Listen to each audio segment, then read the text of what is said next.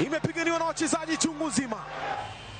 Kocha mar Harambee Starlets Beldino Demba oluongo jotugo auchiel kowuok e tim mar Rising Starlets jotugo manyiri ma higni piny mar 20 motelo ne tuke mag manyo tiko tuke mag pinje Afrika.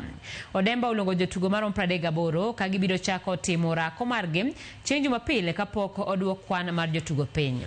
Jagol mar Vihiga Queens Masia Koth ma bende ne ok oyudo thuolo mar tugo ne tim mar Rising Starlets e kinde gi tim mar Ethiopia e manyo tiko tuke mag pinje mangima oyudo thuolo mar riwore gi Harambee Starlets. Jotugo mamoko ma oyudo luongo margi mokwongo oting'o Lorin Ilavonga, Fasila Adhiambo, Elizabeth Muteshi, Shalina Opisa gi Charity Midewa. Timno obedo gi jobak manyien 4 okang' ma coaches neno kaka dino fuok tok timno logonde e tuke gi mokalo.